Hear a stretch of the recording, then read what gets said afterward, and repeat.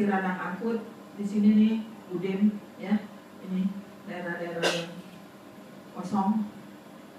Yes. Ini juga nih, ini udem ya, sampai nekrosis. Ini banyak sel radang akut.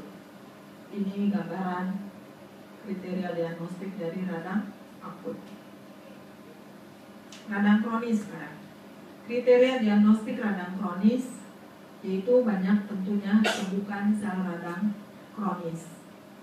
Sel radang kronis disebut MN, mononuklear. Contohnya limfosit, monosit, sel plasma. Apalagi fibrosis. Fibrosis itu apa? Pembentukan jaringan ikat oleh sel-sel fibroblas. Jaringan ikat fibrosa. Ini ya. Jadi gambaran radang kronis itu lebih padat karena fibrosis. Ya. Fibrosis ini sebenarnya sel-sel yang rusak yang tidak bisa mengalami regenerasi, diganti menjadi sel jaringan ikat. Ya, itu fibrosis. Apa? Ada yang mau tanya? Boleh langsung interupsi kalau ada yang mau tanya ya. Yes. Ini radang akut apa kronis? Kronis. Kenapa? Ini banyak fibrosis tuh. Fibrosis. Ini pada hancur juga, ini ada nekrosis juga ya. Dan di sini sel-sel radangnya sel radang kronis. Tapi yang utama di sini yang mencolok gambaran fibrosis. Nih, ini juga padat ya, radang kronis. Di sini banyak sepukan sel radang kronis.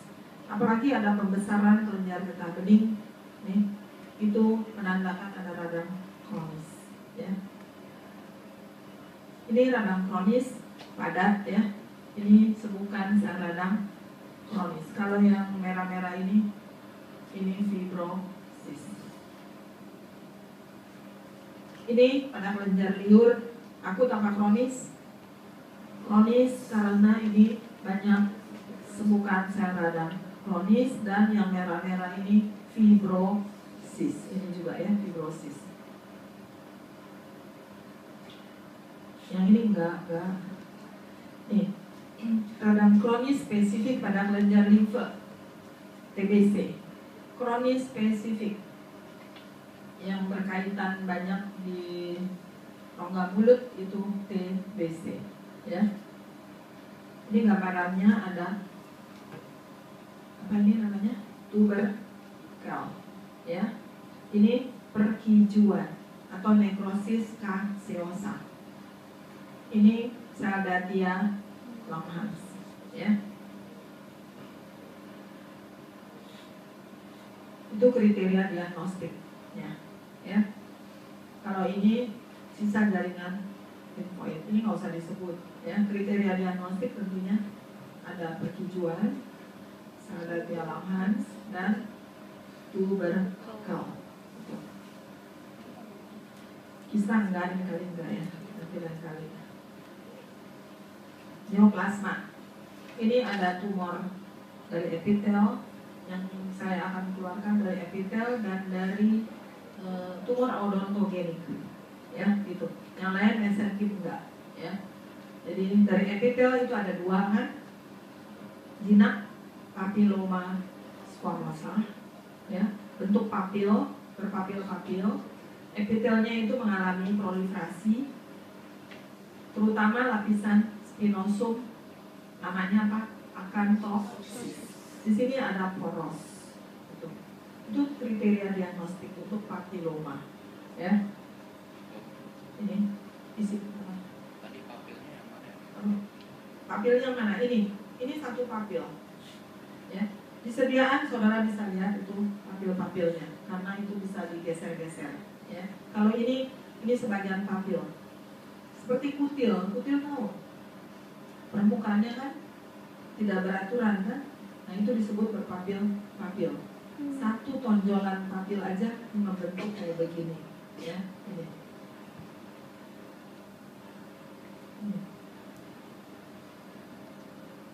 Ini poros juga ada di tengah karena ini terpotong melintang. Waktu tidak beraturan begitu, waktu dibikin sediaan ada bagian yang terpotong melintang, ya. Sehingga ini gambarannya jaringan porosnya ini kan jaringan ikat di bawah epitel kan, ada terjebak di tengah-tengah lapisan epitel, ya, gitu. Ini isi poros komponen-komponen yang berada di jaringan ikat subepitel. Saudara boleh ambil buku dan nggak usah kembaliin lagi, karena ini kali terakhir saudara menggunakan buku itu, ya, sudah selesai untuk di program SKG, ya, gitu. Ini enggak, tetapi karsinoma sel squamosa saudara pelajari. Di sini sudah berubah jadi ganas. Jadi sel-sel epitel squamosa dengan inti hiperkromatik dan pleomorfik, dan juga sudah menembus lapisan basal.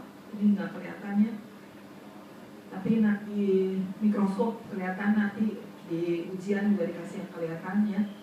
Di sini ada pulau-pulau epitel dengan inti hiperkromatik dan pleomorfik, ya, di jaringan ikat subepitelial. Terus untuk yang berdiferensiasi baik ada mutiara keratin. Saudara harus bilang di jaringan ikat subepitel, ya. Untuk karsinoma sel squamosa kan adanya memang sudah menembus membran basal, ya, di jaringan ikat subepitel.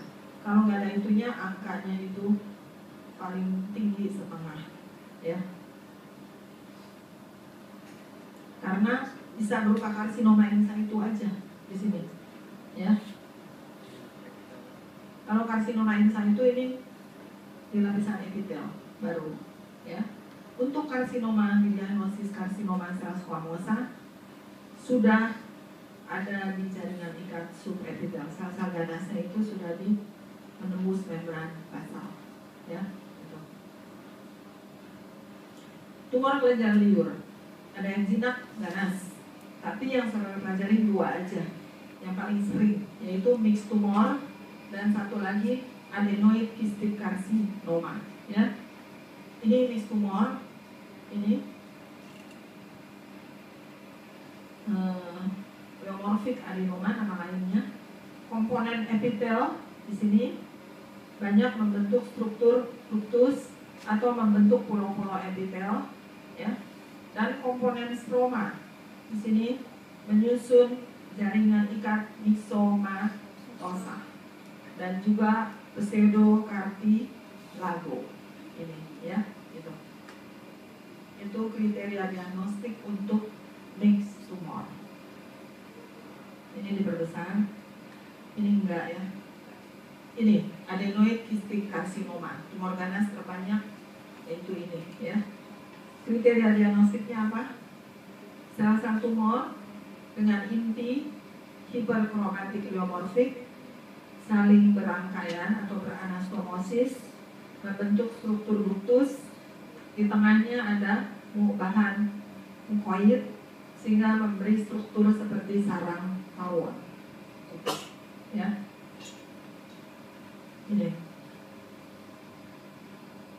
Ini karakteristik, ya. Ini enggak, kelenjar limfe enggak. Yang terakhir tumor tulang, tapi yang odontogenik. Ini ameloblastoma, ya. Kriteria diagnostiknya apa? Atau istilah kriteria diagnostik dengan kalau disuruh menginterpretasikan, yang saudara mesti tulis itu kriteria diagnostiknya. Sama tuh, ya. Interpretasikanlah gambar ini, hasil pemeriksaan biopsi ini misalnya, ya. Itu yang saudara mesti sebut, mesti ada kriteria diagnostiknya apa, ya. Di sini apa? Sel-sel tumor, yaitu sel ameloblast atau epitel odontogenik boleh, atau sisa-sisa organ email boleh, ya. Membentuk struktur seperti saling berangkaian di sini, plexiform di sini, ya, yang saling berangkaian, atau kalau terpisah satu-satu seperti folikel-folikel, tipe folikular. Stroma di sini banyak jaringan myxomatosa dengan sel-sel steril. seperti salah retikulum gitu ya. Jadi kalau ditanya diagnosisnya, terus jawabnya ameloblastoma tipe folikular dan fleksiform. Satu lagi ini terakhir ya, ameloblastoma tipe lain, ini pada usia yang lebih muda dan juga sering pada gigi paksi, yaitu ameloblastik adenomatoid tumor. Di sini salah satu tumor saling berangkaian. Tadi salah apa? Ameloblast boleh, epitel odontogini boleh, atau sisa-sisa organ email boleh, ya. Saling berangkaian, membentuk struktur seperti ductus ini dan acini.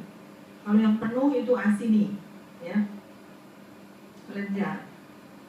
Diagnosisnya apa? Ameloblastik adenomatoid tumor.